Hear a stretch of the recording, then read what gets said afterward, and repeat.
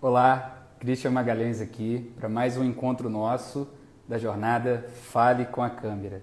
Tem sido um encontro fabuloso, a cada dia eu me realizo mais aqui com vocês. Hoje vai ser o nosso quarto encontro, a gente vai falar por que você deve gravar vídeos. Eu estou lendo um livro que se chama Comece pelo Porquê, do Simon Sinek, e ele traz essa ideia de que o porquê é o que nos sustenta na caminhada. Boa noite, Érica, com alegria, benção, pai, seja bem-vindo, Ana. Pessoal, sempre faço esse convite, Luana, que vocês encaminhem essa live para pessoas queridas, que cliquem no aviãozinho, que cliquem aqui no coração com muita força, pode vibrar a tela do celular para indicar para o Instagram que essa live aqui está transmitindo coisas boas, que vocês comentem, reajam, tragam suas perguntas. Vocês já devem ter percebido como que eu sou atencioso com os comentários. Eu acredito que sozinho eu não faço nada. Poderia disponibilizar esse curso gravado, mas essa interação, essa troca de energia aqui me faz muito bem. Boa noite, Dani. Vamos lá então. Hoje eu vou trocar com vocês por que fazer vídeos. Clarice chegou aqui agora, só vou abrir um pequeno parênteses. No ano passado eu fiz uma jornada gratuita aqui no perfil e a Clarice me apresentou uma pessoa chamada Arthur. Essa pessoa deve ter uns 6 anos, a Clarice me corrige, chegou o Arthur aí. E você, Arthur, foi uma pessoa que me alegrou muito de ter comigo, porque o Arthur, mesmo com essa idade, ele viu o benefício nessa live. Ele deve ter chegado, foram 7 dias de live nessa ocasião. Boa noite, Helena. Ele deve ter chegado no 3º dia e ele ficou até o final com a gente. Daqui a pouco ele manda um dinossauro, um hipopótamo aí. E eu gostei muito dessa troca porque eu acredito que uma mensagem que não é simples, ela merece ser dita, mas quando a gente encontra a simplicidade, que é o mais alto grau da sabedoria, né, o mais alto grau da sofisticação, eu acredito que a gente deixa 4 anos, me surpreendi agora, o Arthurzinho com 4 anos conseguiu perceber o valor da minha live. Porque ela era rasa? Não, porque ela era simples. Eu trouxe para vocês um entendimento do filósofo Nietzsche, que ele nos diz que a gente não pode turvar as nossas águas, né?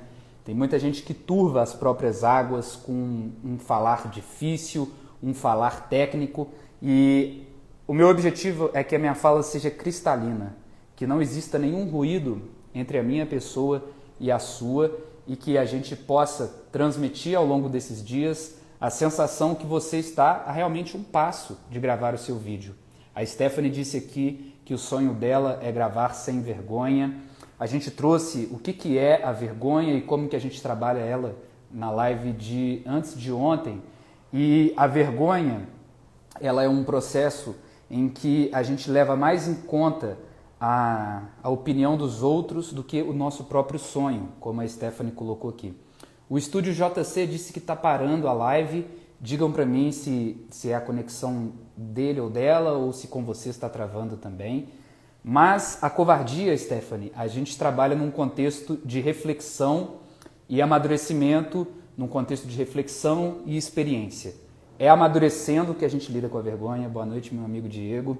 E dizer que eu tenho vergonha hoje de fazer essa live aqui, eu acho que não, porque como eu estava dizendo, a vergonha ela é quando a opinião dos outros tem mais valor do que os nossos sonhos.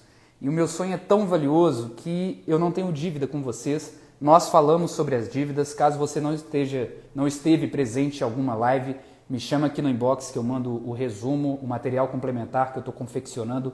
Todo dia eu acabo a live e eu sento para fazer o meu material.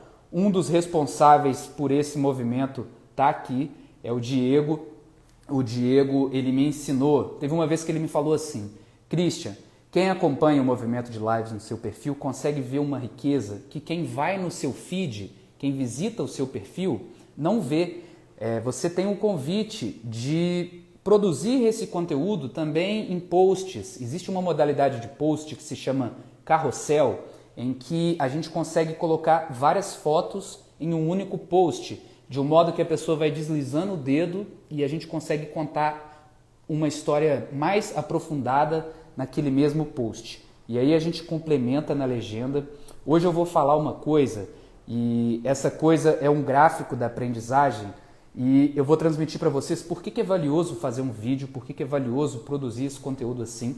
Mas eu estou dizendo isso só em gratidão porque foi esse movimento do Diego que me fez me acostumar antes, para que na jornada eu consiga encerrar aqui e diante dos prints que vocês tiram, compartilhando o que vocês mais gostaram, isso é muito importante para mim, eu consigo sentar no meu computador e em 30 minutos, 40 minutos, confeccionar um material naquela qualidade que vocês estão vendo. Carol, eu também estou muito feliz de você estar aqui com a gente. E, gente, quem observar esse material que eu estou mandando lá, vai ver que não tem girassol, vai ver que a identidade visual ela não está presente naquele material e eu vou dizer o porquê. Se eu quisesse fazer um material que realmente me representasse, esse material ia ficar disponível daqui 2 meses. Então, aquela máxima, feito é melhor que perfeito, pode ser observada nesse material. Eu fui no Canva, escolhi um template liso e limpo que eu conseguisse transmitir a mensagem e isso é o suficiente. Eu vou editando dentro do Canva, trazendo as informações que eu quero, mas esse refinamento estético não é para agora. Depois eu posso até me debruçar sobre esse material e preparar uma coisa que me represente mais. E é o que eu estou falando sobre os vídeos com vocês, viu, gente? A edição não é para agora. A edição é importante e, como eu disse para vocês, assim que eu puder manter alguém que possa editar os meus vídeos, sem dúvida alguma eu vou fazer. Mas para mim hoje, produzir vídeos e produzir conteúdo é o crucial. É o que move esse meu negócio, que é o diálogo com Christian. Então essa live de hoje é para eu transmitir para vocês, para eu sensibilizar vocês da importância de a gente vencer essa vergonha e produzir vídeos. Eu acredito que tem 2 perspectivas que eu posso abordar. A primeira é uma perspectiva coletiva. Eu disse para vocês que comunicação significa comunicar, tornar comum. Helena, isso que você não conseguiu imprimir é o planejamento. Esse é um material extra que eu disponibilizei, que eu senti que poderia ajudar no momento de vocês, a partir da pergunta, da participação de alguém aqui. Não se preocupa, não é para hoje, não é para amanhã. Inclusive você vai ver que quando você sentar para preencher, você vai precisar de mais de 1 hora para preencher, eu acredito, porque demanda uma reflexão muito grande, demanda memória. Ele pede para a gente acessar a nossa agenda física ou do celular e entender o que rolou no ano passado. Então, dedica um tempo para isso, sabe, Helena? Não se preocupe. Mas aqui hoje, então, eu vou abordar com vocês 2 questões do porquê você deve gravar vídeos. Primeiro é o compromisso coletivo que a gente tem, né, do servir. Eu disse para vocês que trabalho deriva de tripalium, que significa tortura, e que não é para a gente trabalhar com vídeos, é para a gente servir com vídeos. Quando você identifica uma coisa que você faz, se sente bem fazendo e ainda beneficia outras pessoas, eu entendo que o vídeo hoje, para a nossa sociedade, ele é a ferramenta ideal para a gente fazer isso. A gente conversou que esse girassolzinho aqui, que é a nossa câmera, ele não é nosso inimigo, ele amplia a nossa mensagem e ele está ao nosso favor para a gente servir. Então esse é uma das bases, a base coletiva, comunicação, tornar comum, tornar comunitário, trazer para a comunidade. E a outra perspectiva que eu vou usar esse quadro hoje para desenvolver com vocês é a perspectiva individual. O porquê que você, enquanto pessoa, deve produzir vídeos, ou melhor, deve não, né? Eu não quero que vocês tenham nenhuma dívida. Mas por que vocês podem? Por que eu quero que vocês saiam dessa live com sede de produzir um vídeo? É o seguinte, gente, eu acredito, produzindo conteúdo, eu desenvolvi um pensamento de que o conteúdo, tudo que a gente escuta, já viram aquela expressão que entra pelo ouvido e sai pelo outro? É mais ou menos a partir daí que eu vou seguir. Tudo que a gente escuta, se a gente não dá alguma razão, algum motivo para isso, a gente se esquece com muita facilidade. E a analogia que eu trago para explicar essa questão é que eu imagino que dentro da nossa cabeça tem um moinho de água, com aquelas pás, e quem já viu um moinho de água pôde perceber que a água entra por um canto, movimenta as pás, desde que o outro lado esteja aberto, né? Senão a água vai empoçar e vai escorrer por onde ela entrou. É o que acontece quando entra por um ouvido e sai pelo outro, ou escorre pelo esse ouvido mesmo. Mas quando a gente aprende, ouve, lê, sem o objetivo de produzir, de reproduzir, de cocriar, esse conhecimento ele evapora, ele se perde. Mas quando a gente abre esse canal, a vazão, A água, por si só, ela tem por onde fluir e ela movimenta essas pás que a gente tem na cabeça. Então eu peguei o quadro para eu explicar para vocês. Eu não sou desenhista, então vocês vão perceber que é com muito carinho que eu vou trazer, muito capricho. É o melhor que eu posso fazer hoje, com as condições que eu tenho hoje. Mas vamos imaginar que a nossa cabeça, ela é assim. Vou pôr o nariz grande aqui para parecer comigo, uma boquinha, o meu brinco e o meu cabelo. Esse aqui sou eu. Quando eu escuto alguma coisa, quando eu consumo alguma coisa, e aqui pelo ouvido eu quero representar o escutar, o ler, o ouvir, assim, tudo que a gente consome de alguma forma, tudo que a gente vê. Se eu não abro esse canal aqui, isso fica empoçado aqui. E empoça até que evapora e eu me esqueço. Agora, entendendo que aqui dentro existem algumas pás do moinho de água, e aí a gente tem algumas pás aqui, e essas pás, se a gente abre esse canal e traz para o mundo, por meio da escrita, por meio da poesia, por meio da dança, por meio do falar, por meio do ensinar, por meio do desenhar, se a gente abre esse fluxo, a água, ela corre aqui. Só que eu entendo que ela não corre nessa direção.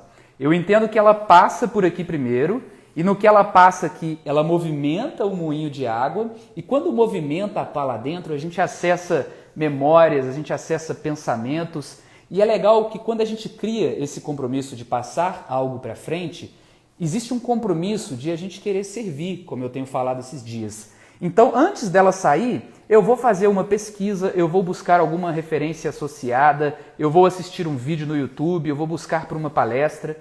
E aí essa água, ela representa aquilo que eu falei para vocês, que o que eu falo, do jeito que eu falo, só eu falo.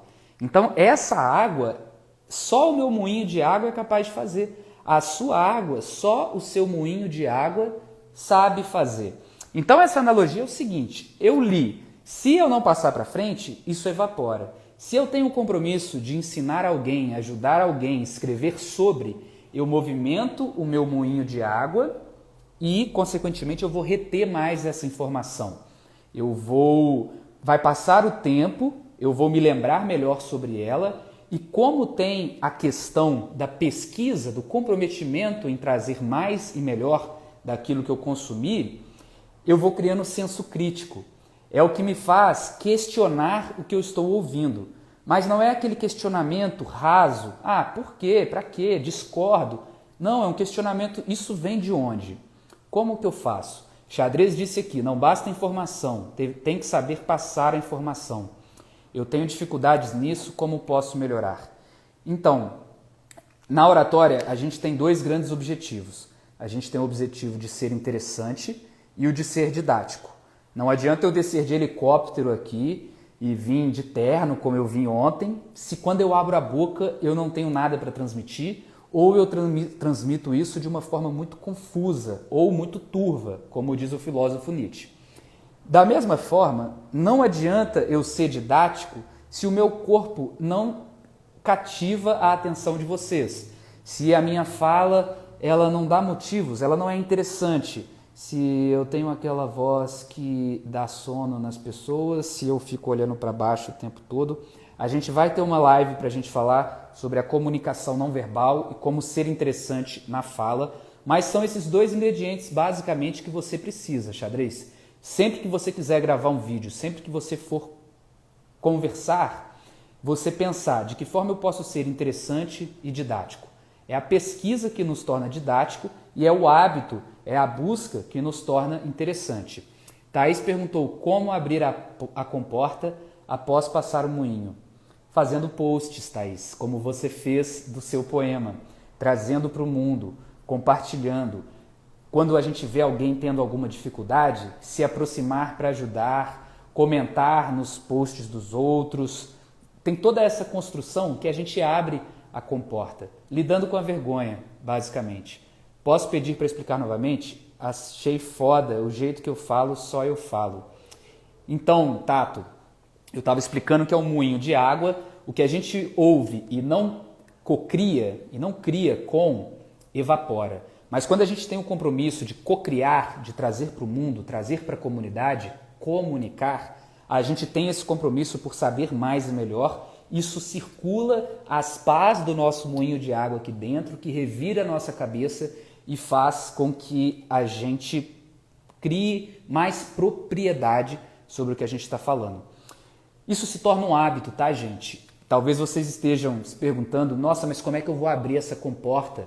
Eu vou abrir de quanto em quanto tempo? Sabe quando a gente está no pasto? E aí tem outra analogia, e meu pai que me contou essa analogia quando eu era bem pequeno e produzindo conteúdo, a minha pazinha mexeu, eu lembrei dessa conversa e veio o estalo. Quando a gente tem o pasto e uma vaca, ela atravessa daqui, a vaca está aqui, e o rabinho da vaca. Se ela quiser chegar numa árvore aqui, vamos supor que essa vaca gosta muito de comer maçã. Se ela passar por aqui uma vez, eu vou riscar bem fraquinho porque não é para marcar mesmo. Não vai marcar. Se depois ela passar por aqui, não vai marcar. Mas se dia após dia ela for escolhendo passar por esse caminho, ir e voltar, ele se torna uma tendência e ele vai se solidificando. As trilhas neurais que a gente tem na cabeça funcionam assim e é assim que a gente consolida um hábito. Quando a gente consolida o hábito de abrir a comporta, o hábito de comunicar, isso se torna um hábito. A física diz que um corpo em movimento tende a permanecer em movimento. Então é a gente imaginar que essas pás que elas circularam em algum momento, elas tendem a continuar circulando quando a gente vai colocando energia, circulando energia nela. Isso faz, gente, com que uma coisa incrível aconteça, que é a hora que eu vou conversar com meu amigo Douglas sobre alguma outra coisa, a pá mexe uma memória, mexe um pensamento e eu tenho uma ideia. Eu disse para vocês, todo mundo tem boas ideias, mas nem todo mundo registra as boas ideias. Então a gente tem que andar com papelzinho ou com celular. Eu faço muito isso. Por algum tempo eu tive o apelido de Faustão, porque eu sempre andava com um monte de papel na mão, anotando um monte de coisa, igual quando ele vai apresentar o programa, porque eu não queria perder nenhuma ideia, nenhum planejamento, nenhuma meta. E aí a gente vai assistir um filme, a gente tem essas ideias. A gente vai conversar com alguém, a gente tem essas ideias. A gente vai ver um documentário, vai ouvir uma música, vai passear. Tudo vira insumo, tudo mexe a nossa pá e a gente começa a fazer várias associações. Então, quando eu disse para vocês que eu quero que vocês saiam dessa live doidas e doidos para gravar um vídeo, é por causa dessa engrenagem que a Maria trouxe aqui, que ela vai se movendo. E aí a gente fica com essa cabeça de alguém que reflete, de alguém que produz, de alguém que tem senso crítico, mas que aplica. Porque só o senso crítico sem aplicação, para mim, não traz amadurecimento. E a aplicação constante sem senso crítico também não trazem o amadurecimento. Então esses dois ingredientes juntos nos amadurecem e de quebra vai quebrando com a vergonha, porque é o que eu disse para vocês que faz com que a gente perca a vergonha. Meu rolo da câmera lotado, mas não abre a comporta, certo? Então, Tato, com todo o respeito eu digo que está errado, né, gente? A gente tem que abrir a comporta da galeria do nosso celular e trazer para o Instagram. E aí fica armazenado aqui e a gente apaga lá. E Tato, só uma dica pontual, existe uma modalidade no YouTube que a gente consegue subir um vídeo como não listado. Esse jeito de subir um vídeo, o vídeo fica armazenado na nuvem do YouTube, ou seja, ele vai comer a memória lá do YouTube, não é a do seu celular, e faz com que você possa apagar esse vídeo. Como ele é não listado, as pessoas que forem no seu canal, elas não vão ver que esse vídeo existe. Só as pessoas que você mandar o link. É um truque legal para você esvaziar a galeria, mas no final da jornada, a minha caminhada é que a sua galeria ela jamais se preencha. Porque você não vai ter que gravar 15 vezes o mesmo vídeo antes de publicar. Carol disse que faz isso, anda com papéis para anotar tudo e também faz áudios para si mesma com as ideias. E a Fabi, a Fá.bidutra, disse que tem o hábito de anotar as ideias, mas depois fica as ideias soltas, não consegue linkar tudo. Então, Fá.bi, imagino que seja Fabi, eu anotava as coisas em papéis esparsos, papéis separados. E reparem, gente, que eu disse esparsos. E o meu próprio carinho me traz a ideia de que nem todo mundo sabe o que é esparso. e ninguém tem a obrigação de saber. Então a didática está nesse movimento de dar um passo para trás e fazer o que o filósofo, xadrez e filosofia hoje está gostando, né? O filósofo Habermas fala de um plano de fundo coletivo. Nesse plano de fundo coletivo, ele é onde a maioria dos saberes se encontram, onde a maior parte das pessoas se encontram. Então é indicado que a gente se comunique nesse plano de fundo coletivo para que a nossa fala seja acessível. Esparso não é acessível. E eu não estou aqui para falar bonito. Eu não quero que a admiração de vocês venham desse lugar de nossa, eu não entendi quase nada que ele falou, ele deve ser inteligente. Mas sim eu entendi tudo que ele falou. E ele é inteligente. É essa sensação que eu quero causar. Mas, quando eu disse das folhas esparsas, o que eu tenho feito, Fabi, é reunir tudo num bloquinho. E como eu sou visual, eu comprei um bloco amarelo para trazer a ideia, desenhei até o meu girassol aqui, da minha fotinha. E aí as ideias relacionadas com esse projeto estão todas aqui. Eu preciso de um pouco de energia e atenção para fazer esse link, mas menos do que quando é aquele tanto de folha emaranhada que fica difícil de a gente consultar depois. Deixa eu ver aqui. Kleber disse: Christian, como a admiração por nós mesmos auxilia na nossa caminhada.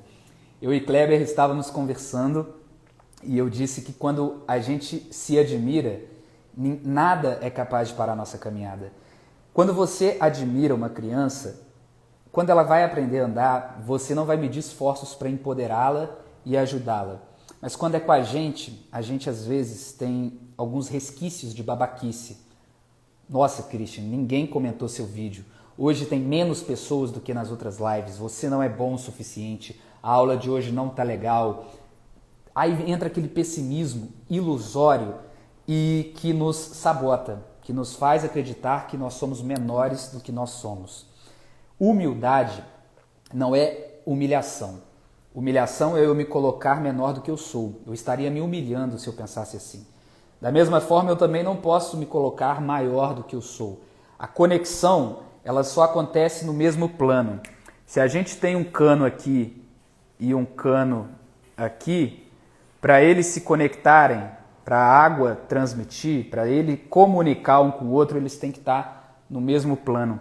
Então, se eu estiver acreditando que eu sou mais do que eu sou e vocês aqui, a gente não se conecta. Se eu estiver achando que eu sou menor do que eu sou e vocês aqui, a gente não se conecta. Mas, quando eu me admiro e eu entendo o tamanho que eu tenho, ninguém me para, porque eu estou no mesmo plano que vocês. Trabalho em uma loja de pijamas, fico travada só de imaginar que vou travar uma peça. Talvez a câmera, com a familiaridade que a gente trocou dentro do curso, a gente possa trabalhar isso, Amanda.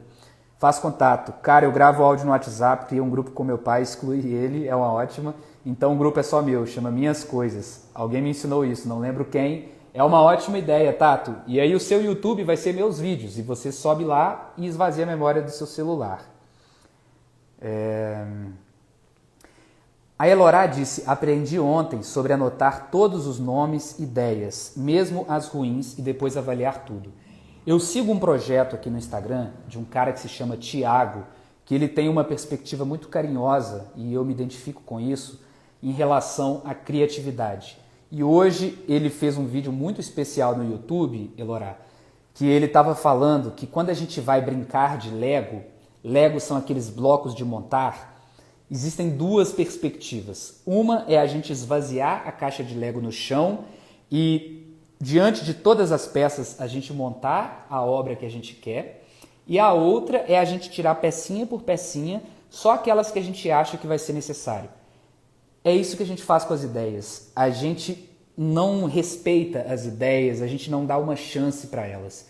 Então essa sua ideia, essa sua tática de anotar as ideias sem fazer esse crivo, ela é fantástica porque aumenta muito o espectro de possibilidades. E aí depois você vem com esse senso crítico, com a análise e julga qual é melhor, qual é pior. Mas na hora de criar, a gente tem que divergir, a gente tem que ampliar o nosso leque. Depois que a gente criou, a gente converge e aí a gente analisa dentro desse leque aberto o que tem valor para nós e o que não tem. Se a gente faz isso antes, a gente vai desperdiçar ideias e desperdiçar conteúdos. Adora um caderninho também, que bom. E Kleber adora a compaixão, a autogentileza leva essa engrenagem de ideias a girar com a mesma gentileza ao outro, né? Maria, vou printar isso daqui. Eu e a Maria temos uma live sexta agora, vai ser às 4 horas, 16 horas, e depois eu compartilho aqui para a gente trocar uma ideia. Eu vou passar agora e mostrar para vocês um gráfico. Eu anotei esse gráfico aqui e vocês não vão conseguir talvez ver os números, mas eu vou mandar no material complementar depois e aí dentro do material eu apresento para vocês. Eu só quero que seja um amparo visual para nós e esse gráfico ele se chama pirâmide de experiência, pirâmide de aprendizado de um cara que se chama Edgar Dale. Em 1969 ele fez um estudo para analisar, depois de 2 semanas que os alunos tinham contato com alguma coisa, qual que era o índice de retenção, o índice de como a galera memorizava e tinha acesso ao que ela aprendeu. De acordo com essa pirâmide, o que a gente só lê, daqui 2 semanas é provável que a gente lembre de 10% daquele montante. Depois, logo depois do ler, a gente tem o ouvir. O que a gente ouve, um podcast, um áudio, alguém dizendo algo sem a gente participar, a gente tem 20% de retenção. Depois é o ver, que é quando a gente vê um gráfico como esse, que eu vou mandar um material para vocês, que é quando a gente vê uma imagem, a gente consegue reter 30% depois dessas 2 semanas, de acordo com esse estudo feito em 1969. Existem várias críticas a esse estudo, mas a ideia dele prevalece. O que se critica é que talvez não seja uma porcentagem absoluta, mas porque inclusive tem pessoas, né, que são mais visuais, mais auditivas, mais audiovisuais, mais sinestésicas, mas a ideia é que a gente possa conglomerar tudo isso. E Diego, novamente, obrigado pela nossa caminhada, porque ela me deu muita clareza para trazer isso para vocês. Inclusive, no nosso encontro de semana passada, a gente falou um pouco sobre essa questão. O que a gente ouve e lê, 50%. Então, essa aula que vocês estão ouvindo e vendo, a chance é que daqui 2 semanas vocês se lembrem de metade do que eu vou falar aqui. Ainda mais, gente, como quem for professor aí, cogite sempre estruturar um material complementar, como é o que eu estou fazendo e enviando para vocês, porque ajuda que daqui 2 semanas vocês se lembrem do que eu estou falando. E por que eu preciso preocupar com isso? Porque é o fato de você se lembrar, de eu me tornar marcante para você, que vai fazer com que você compre algum produto que eu oferecer para você, que vai fazer com que você me recomende para outras pessoas e que vai fazer com que eu transforme mais a sua vida, que é o que eu estou querendo com essa jornada. Depois, a gente tem que quando você diz sobre aquilo que você estudou, e aí a gente já entra numa outra perspectiva, até aqui o ler, o ouve, o ver e o ouve e ler são perspectivas passivas. É o outro trazendo e a gente consumindo. Até aqui a comporta está fechada.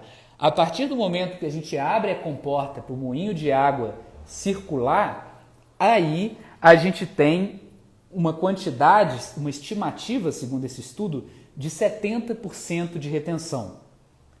Se você se comprometer a debater sobre a aula com alguém, a conversar, a elaborar dentro da sua cabeça sobre isso, a chance é que você retenha 70%. E na base da pirâmide aqui, que é o mais importante que eu quero trazer para vocês, dentro das perspectivas ativas que a gente pode encontrar, tem o diz e o faz. É a pessoa que fala sobre aquilo e a pessoa que aplica aquilo. Por exemplo, eu fiz a oficina do Diego, Rota da Conexão. Se eu ver aquela oficina, fechar o meu caderno, fechar o meu computador e ir embora, eu vou lembrar aqui de 30%, 50%. Mas, assim que acabou a aula, eu peguei, abri o meu Trello, que é um programa que ajuda muito na gestão de projetos, e comecei a aplicar aquilo que ele falou. Então, é muito provável que até hoje eu me lembre da aula dele, como de fato aconteceu. Então a perspectiva é que se você aplicar na prática e ensinar, o seu índice de retenção vai ser de 90%. Voltando no assunto dessa aula, que eu vou fixar aqui para quem chegar depois, porque você deve... Por que gravar vídeos? Você não deve nada, né? Por que gravar vídeos? É por isso, gente, porque quando a gente grava vídeo sobre algum assunto, a gente está ensinando, a gente está praticando. Então, a estimativa, segundo Edgar Dale, é que a gente retenha 90% daquele conhecimento. Então, se você é um profissional que atua na área, se você começa a gravar vídeos e a compartilhar o que sabe, o que acredita, ou até o que está aprendendo, é muito comum a gente achar que tem que ser perito em alguma área para ensinar, mas tem uma analogia de que nas artes marciais existem coloração por faixa. Então, se você é um faixa amarela em qualquer área, você pode ensinar o faixa branca a fazer aquilo. E olha que interessante, teoricamente a gente pode achar que o faixa preta ele vai ensinar de uma maneira muito melhor, mas a gente vê, e não é comum a gente observar professores que são pós-doutores na área e não têm tanta facilidade de ensinar, ou os alunos eles não se identificam tanto com a didática daquele professor ou professora, porque esse faixa preta passou há tanto tempo atrás pela posição de um faixa branca, que às vezes ele não lembra das dificuldades que são comuns, do jeito que mais gosta de aprender e diversas coisas mais características assim. Quero dizer e quero te empoderar que ainda que você não seja faixa preta, tem muito faixa branca precisando daquilo que você tem para trazer para aprender de uma forma mais fácil, para se conectar mais com aquilo que você vai trazer. Quando a gente começar a produzir conteúdo e assumir essa postura, eu quero transmitir tanto para colaborar com o coletivo, quanto para me desenvolver enquanto pessoa, colaborar com o meu autoconhecimento, pode ser que você se depare com uma situação que eu vivenciei, que foi a de que, meu Deus, se eu for produzir um vídeo que seja por semana, que não é um número tão exorbitante, um ano tem mais ou menos 50 semanas, vamos supor, nossa, 50 vídeos, o que eu vou falar durante 50 vídeos? Se eu tive essa concepção, foi porque, de acordo com essa outra teoria que eu falei com o Diego no nosso encontro passado, que é o gráfico de Dunning-Kruger, o efeito de Dunning-Kruger, existem dois lados desse gráfico aqui. Um lado é o da nossa autoconfiança, o quanto que a gente se sente bem para falar sobre alguma coisa. E o outro é o quanto que a gente efetivamente sabe, quanto que a gente tem de experiência. Então a gente tem um andamento do gráfico aqui. Quando a gente começa a saber alguma coisa, a gente começa a se sentir muito bem, muito bem, muito bem, até que a gente fala, eu sou o cara da oratória, não tem ninguém melhor do que eu. E se eu não parar de aumentar o meu conhecimento, eu posso ficar nessa posição a vida inteira.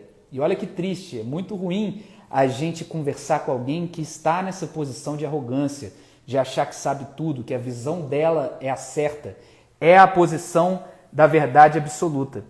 Quando a gente começa a buscar por mais conhecimento, a gente começa uma descida do aprendizado. É uma descida do aprendizado porque a gente está aprendendo, porque o gráfico do aprendizado é o de baixo, a linha é a de baixo, só que a cada vez que a gente aprende mais, a gente confia menos em si mesmo. É aquela leitura do Sócrates, né? Só sei que nada sei. A gente começa a perceber, nossa, tem tanta coisa que eu nem sabia que existia, e agora como é que eu vou saber, como é que eu vou fazer? Essa descida do aprendizado, ela culmina aqui embaixo, no Vale da Desilusão. É onde a gente acha que a gente não sabe nada, mas onde de fato a gente já sabe muito mais do que em relação a quando a gente começou. Então, é uma distância e, gente, só refrisando, eu acredito que não dá para ler o que está escrito aqui, eu vou mandar para você hoje à noite no material, mas esse Vale da Desilusão, ele tem um ponto positivo, porque é onde a gente soube, é onde a gente sabe o que efetivamente a gente jamais soube, tanto quanto naquele momento, só que o lado ruim é que é o pico mais fundo de onde a gente acha que a gente não é bom o suficiente, de que a gente é ruim. E novamente, se você parar aí, assim como é triste ver alguém que para na arrogância e permanece naquele absolutismo, A ou B a vida inteira, é muito triste ver alguém que para a caminhada no vale da desilusão e fala, gente, não é pra mim, eu achei que ia dar certo, comecei o ano bombando, estava me sentindo cara, agora eu comecei a ver que tem outras pessoas que sabem essa ciência também, eu comecei a ver que o buraco é mais embaixo, que tem muita coisa para eu aprender ainda, não vou dar conta. Se você parar por aí, você fica ali no vale. Mas se você continua o seu movimento em busca de conhecimento, e voltando no gráfico anterior, lendo, ouvindo, fazendo, ouvindo e lendo, vendo, ensinando, a gente começa a reverter um pouco essa situação em um movimento que é a subida da experiência. A gente começa a efetivamente saber mais, o saber está nessa linha deitada aqui, e começa pouco a pouco a ter um pouco mais de clareza, que a gente é capaz de ensinar, que a gente confia em si mesmo, e aí as coisas começam a fazer sentido. Até que a gente assume um outro plano em que a gente relativiza a certeza. Eu posso estar certo e posso estar errado, então eu vou me manter em movimento, vou buscar por experiências para que eu possa continuar aprendendo. O nome da live de hoje é Por que Gravar Vídeos? Ju, talvez você está empossada em algum momento dessa caminhada e a gravação de vídeos vai aumentar a sua experiência, vai aumentar o seu conhecimento e fazer com que você comece a confiar mais em si mesma a partir do momento que você admire a sua caminhada. Como o Kleber falou, quando você se admira, ninguém te para, porque você está se contemplando, você está se empoderando o tempo todo. Cris, você dá conta, vai lá e faz essa aula, se prepara. A gente vai falar dentro da jornada a forma certa, ou melhor, a forma que eu vejo sentido de preparação. Minha mãe está dizendo, deitada horizontal. A gente tem esse lado que é o do conhecimento e esse na vertical, em pé, que é o da confiança. Então eu quero trazer vocês para esse lugar que a gente relativiza o conhecimento. É o que faz com que a minha fala o tempo inteiro seja essa que eu acabei de fazer. Para mim o certo, para mim o certo, a minha experiência me leva a acreditar que tudo isso traz um carinho para a fala que fica gostoso de ouvir a pessoa. Diego está dizendo, como diz o Cris, as coisas só fazem sentido quando nós as conhecemos. Isso está tatuado aqui, gente. Eu brinco que eu estou tatuando todos os meus slides, que aí eu não preciso andar com quadro nem projetor, eu já chego no lugar, já faço uma coreografia e consigo passar minha mensagem. Mas as coisas só ganham sentido quando nós as conhecemos. O desafio é aprender a saber quando, de fato, chegamos em um ponto que as conhecemos. Então, amigo Diego, como a gente está relativizando o conhecimento, se a gente entender que depois do Vale da Desilusão, toda caminhada de conhecimento vai trazer uma confiança e que essa confiança ela alcança um certo patamar de equilíbrio, eu acho que a gente caminha com essa certeza do Sócrates, só sei que nada sei, mas com um certo bem-estar. Eu acho que a gente faz as pazes com isso, sabe, Diego? E aí, Diego, entra a nossa discussão que a gente vem traçando há tanto tempo numa jornada tão bonita, que é parar de querer lacrar. Lacrar, gente, é um termo da internet que fala, nossa, lacrou. Lacrou é tipo assim, fechou a tampa, é isso aí, não se fala mais nisso, ele é o cara e tal. Aqui a gente tem uma busca pelo lacre. Só que aqui não, a gente faz o que a gente acredita, entendendo que existem outros posicionamentos, entendendo que a nossa caminhada pode passar por uma segunda, terceira leitura, mas a gente está tão certo, Diego, que a gente quer impactar as pessoas e tão certo que o que a gente fala, do jeito que a gente fala, só a gente fala, que a gente não tem medo de errar. A gente não busca o erro. E, Bruna, a gente estava falando nas lives anteriores que existe um movimento, uma reflexão que é a seguinte, eu não erro, ou eu aprendo ou eu acerto. Quando a gente cai da busca do lacre, que não aceita o erro como opção, entende que de fato o erro é uma opção, a nossa caminhada ela fica muito mais leve, porque pode ser que hoje, e boa noite, Deia Girassol, feliz que você está aqui, pode ser que hoje eu esteja dizendo uma coisa para vocês e que ano que vem eu mude completamente. Eu falei para vocês da integridade. Essa pessoa aqui, ela acredita que a integridade é eu nascer e morrer a mesma pessoa. Eu sou um cara de palavra. Então, se eu disse isso ano passado, como é que eu vou voltar atrás? Eu sou um cara de palavra. Quando a gente chega nesse movimento aqui, a gente entende que integridade é eu ser a mesma pessoa, a mesma versão, nos mais diferentes contextos. Ainda que amanhã eu seja uma pessoa diferente, nos mais diferentes contextos. Então, por exemplo, a gente tem a causa carcerária. Muita gente hoje que ainda não conhece a caminhada, que ainda não conhece vários fatores envolvidos, podem ter uma opinião X. E pode ser que amanhã mude. E eu falo até o seguinte, gente, eu nunca tive uma experiência marcante com a criminalidade. Pode ser que ano que vem aconteça tanta coisa que mexa comigo que eu falo, gente, como é que um dia eu disse que essas pessoas mereciam uma segunda chance, essas pessoas fizeram isso para mim, isso para minha família, que Deus permita que não aconteça. Mas pode ser que eu mude. E o que me faz falar de boca cheia e de coração aberto sobre isso hoje é essa integridade. A integridade que me relativiza o conhecimento e que eu entendo que as coisas não são absolutas e que eu posso ser quem eu sou hoje na minha essência, ainda que amanhã eu seja outra pessoa. Vinícius disse que essa é a maior verdade, eu consigo aprender qualquer coisa quando eu entendo aquilo, o porquê, o fundamento. A sua tatuagem é simplesmente uma verdade que tenho aplicado. Vinícius, eu acho que se torna uma filosofia de vida, sabe? É uma coisa que sempre que eu encontro algum preconceito, todos nós temos preconceitos, conceitos previamente concebidos. Toda vez que eu encontro um preconceito eu falo, eu ainda não conheço o suficiente. Então eu tenho que amadurecer o meu conceito com experiência e reflexão para que eu possa ter um conceito de fato e quem sabe um pós-conceito, depois de ter vivenciado aquilo em plenitude, depois de ter conhecido melhor. Junto com esse gráfico, eu quero trazer mais um para a gente encerrar os conhecimentos de hoje e depois eu vou passar uma atividade prática para nós, para eu poder sentar no computador ali e trazer o material complementar para vocês. Elorá, as coisas, se quem quiser printar, printa, porque essa mensagem é muito bonita. As coisas só ganham sentido quando nós as conhecemos. Gente, eu tenho um poema que eu fiz para a causa carcerária, que tem esse título, e esse poema me fez realizar o sonho da minha vida até então, que era o de palestrar num TED Talks. TED Talks é um movimento internacional de palestras e que eles são muito criteriosos quanto a quem e o que vai ser dito lá. Basicamente, eles querem saber o porquê que você está buscando e como você vai transmitir e o que você quer falar. Então, eu passei nesse critério, tive a minha palestra no TED e eu comecei recitando esse poema. E, gente, a questão de recitar um poema, ela é engraçada porque o poema ele tem uma estrutura, né? As palavras rimam, uma coisa vem antes da outra. E eu estava com um medo muito grande nesse dia de esquecer alguma parte, de trocar alguma palavra, de tananã, tananã, tananã, pessimismo, pessimismo, pessimismo.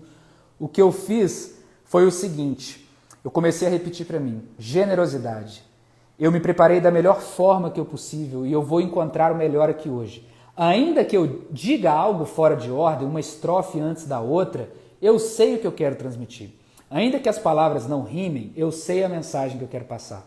Isso me fez subir com leveza e sem medo do poema. Eu recitei o poema como se eu estivesse dialogando com aquelas pessoas e o resultado é fantástico. Esse poema é meu, Ju. Eu fiz em homenagem a tudo que eu vivenciei com a causa carcerária e ele pode ser encontrado com esse título aqui. Eu vou colocar ele no material complementar hoje também.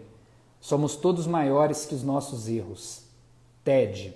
Se você colocar isso no YouTube, quem quiser passar uns 12 minutinhos a mais comigo hoje, é uma palestra super breve, você vai ver essa mensagem, vai ver as associações que eu faço entre a causa carcerária e a oratória e vai poder me ver num cenário diferente, porque aqui a gente está compartilhando, aqui tem os comentários para direcionar. Lá era um contexto expositivo. Eu não tinha a oportunidade de abrir para perguntas, então é uma outra dinâmica e eu acho que é legal para vocês observarem e refletirem.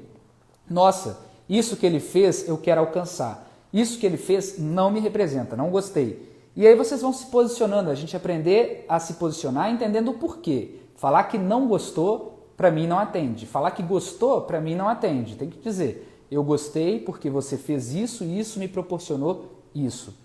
Você organiza um roteiro para suas palestras e vídeo? A gente vai falar disso, xadrez, na aula em que eu vou falar sobre ensaio.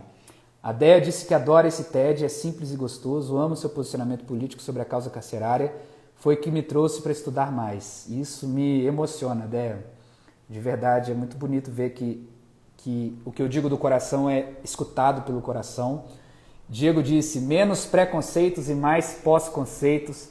Diego, eu estou muito feliz de você estar aqui, eu não sei nem que horas que é aí. O Diego é um europeu fino, já poderia estar dormindo, mas escolheu estar aqui com nós.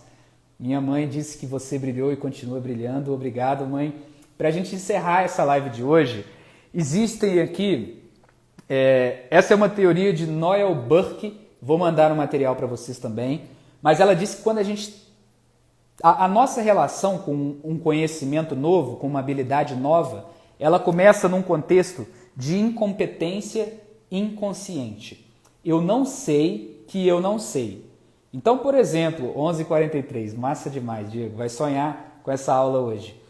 Quando eu quero aprender a dirigir, por exemplo, antes de eu querer aprender a dirigir, eu não sei que eu não sei dirigir, eu não sei que eu não sei pisar na embreagem, eu não sei que eu não sei passar marcha.